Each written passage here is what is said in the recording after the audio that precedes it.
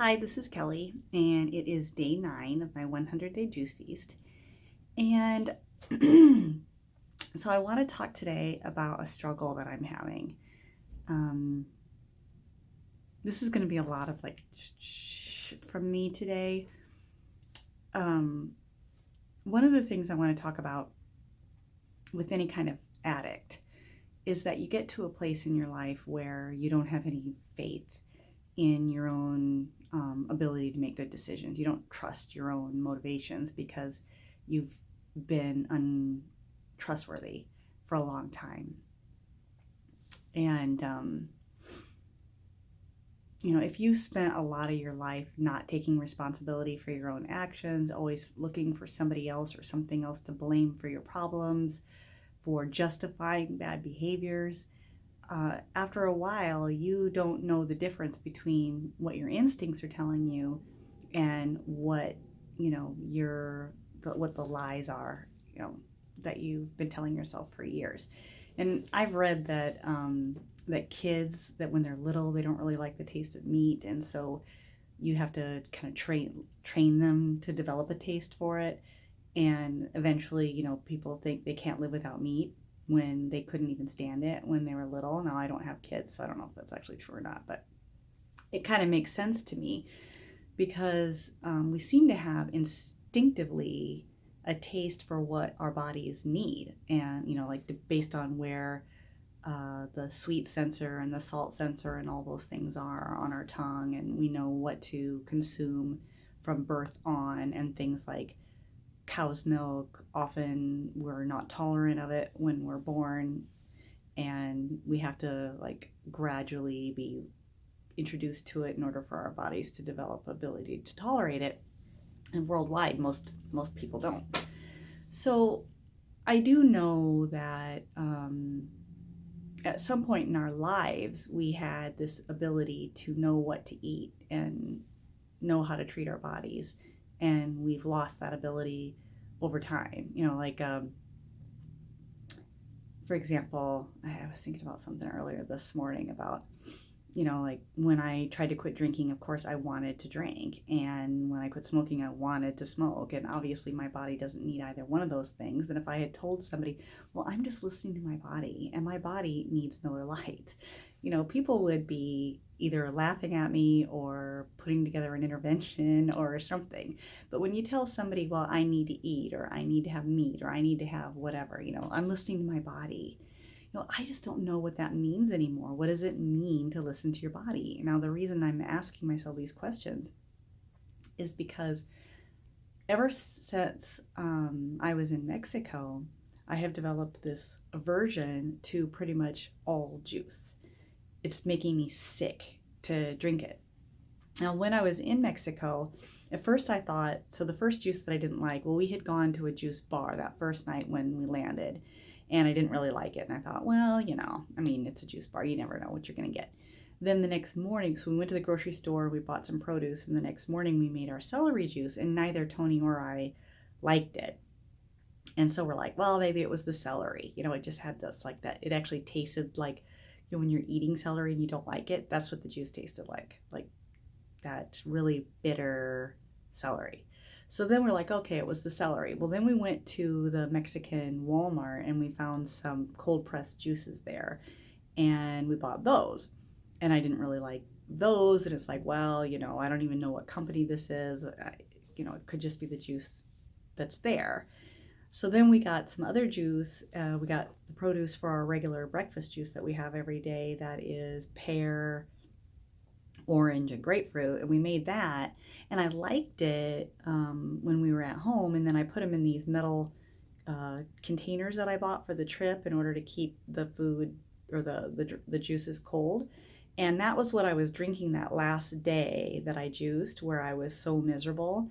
And it was like I couldn't even stand the taste of it. And I thought, well, maybe it's the metal, because I don't really like coffee in those like metal lined to-go cups. So I thought, oh, it's the metal. It's changing the taste of it. And if I was at home and I was drinking out of my glass jars, I'd be fine. And so ultimately I ended up breaking my fast because I literally couldn't stomach any of the juices that I was drinking, and I was so hungry, and I was around all this food, and so I thought, well, maybe mentally I was in a bad place too, and blah blah.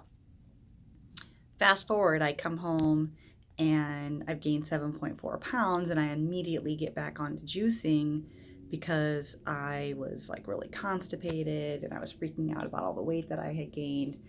And I felt like, well, obviously I was not ready to be off food if I was going to gain 7.4 pounds. And so I got back on. But this entire time, while I felt very positive about facing my food addiction and taking action and realizing that I hadn't really been doing the work that I needed to do, I also have not been able to enjoy my juices.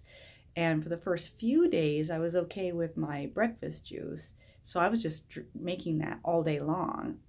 Then yesterday, by the end of the day, the sweetness was so unbearable. Well, actually, 2 days ago it was. 2 days ago, I started adding like some cabbage in. I tried a cabbage juice, which I kind of liked, but it was still more sweet than not. And then I even added some beet to something, and that was meh. And then yesterday, by the end of the day, I was just like repulsed by anything, by a sweet juice, by a green juice. I even tried forcing myself to drink a green juice, like Trisha Baker had recommended. That she said she did that the last like month that she was juicing of her 100 days. And by the time I went to bed last night, I literally felt exactly like I did when I was in Mexico again, where I was miserable, I was starving, I couldn't stand the taste of anything. There was absolutely nothing that I could drink. So I had these Pellegrinos, natural flavor, no flavoring Pellegrinos in my refrigerator, and I had one of those, and it was delicious. It was water. I mean, sparkling water, but and then I started thinking maybe I should just start water fasting because at least that would taste better than this juice.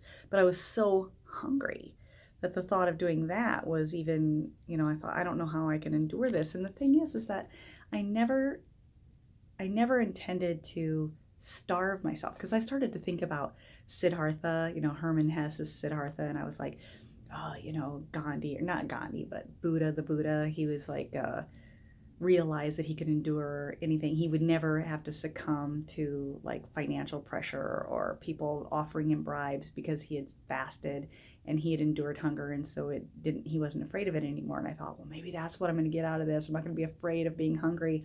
But I didn't go down this road so that I could starve. I mean, I did this because all the videos I was watching, people were not hungry. And that also has not been my experience for the most part since I've been juicing. When I think about, one of the reasons I chose this path was because I do consider myself a food addict, and I was caught in the spiral of addiction. And I thought that if I juiced for a while, it would take away my hunger, and I wouldn't have this battle with making decisions about food every day, and it would reset my taste buds so that I wasn't trapped in that cycle of salt, oil, fat, sugar. And by the time I started eating food again, my taste buds would be reset, and I would really appreciate the taste of the foods that I used to love. So backtrack a little, I think I talked about this in one of my first videos, was that there was a period of time where I was attending Overeaters Anonymous, and I was following a food plan. It was a whole food plant-based, no oil food plan. And I did that for a year and a half, and I absolutely loved it. I loved the food. I never tired of it. I was never hungry. I felt great all the time.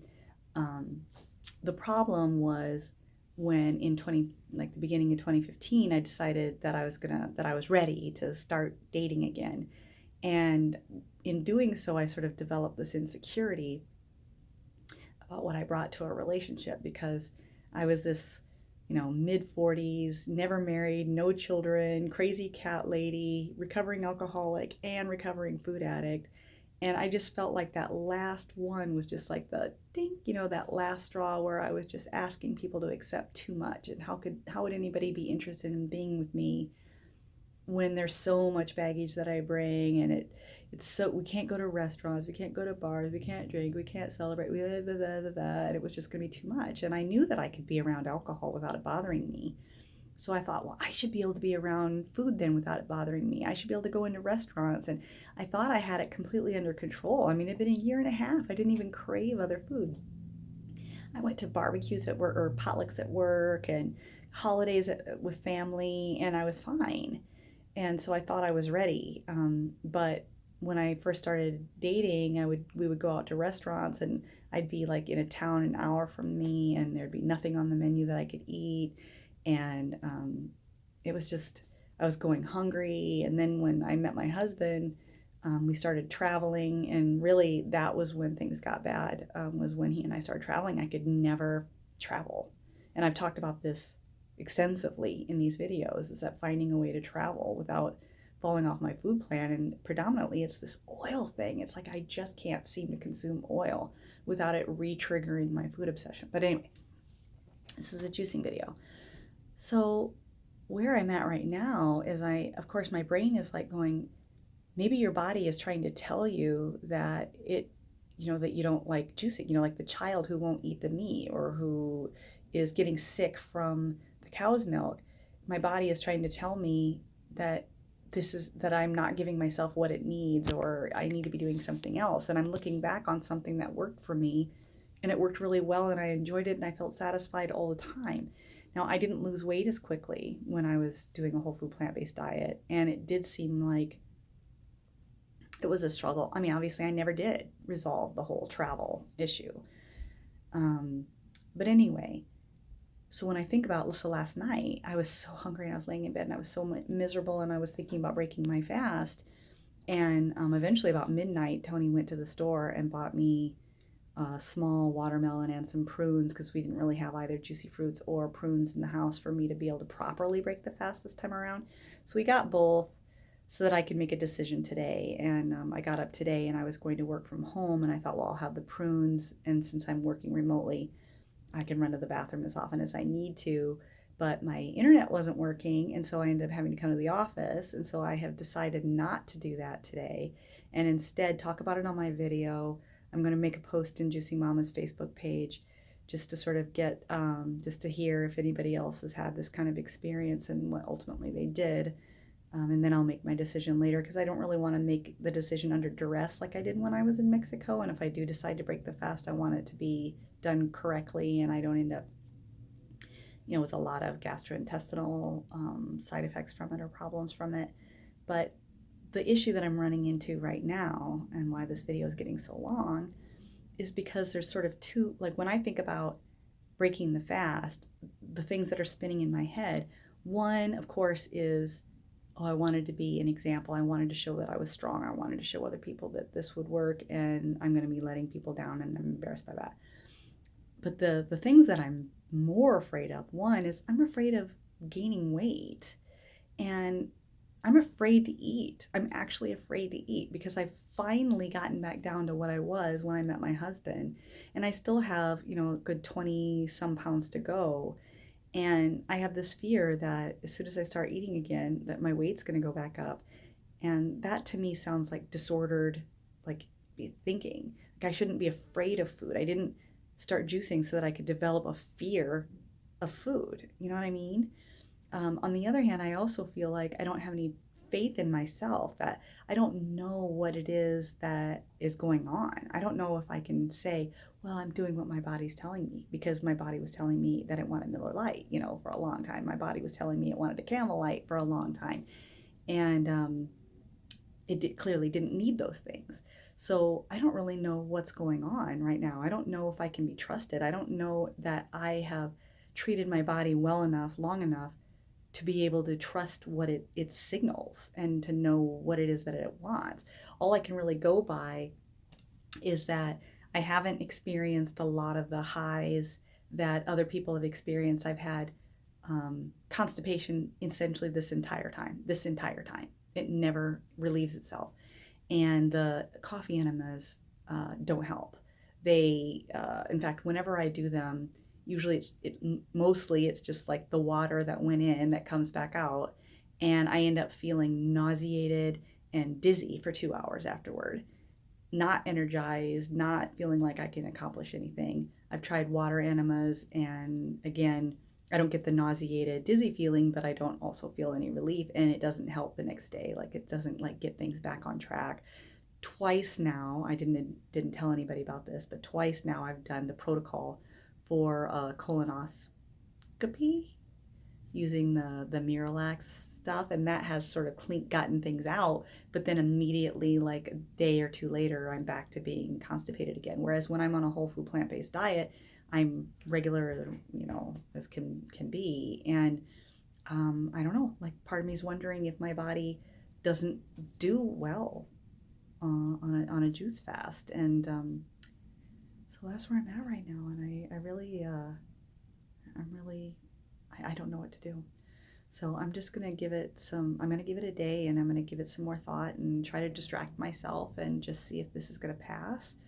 But this has been, 2 weeks now where I am literally repelled by juice. So I don't know how much more if I were further along, if I were on day 70 or something like that, I might push through.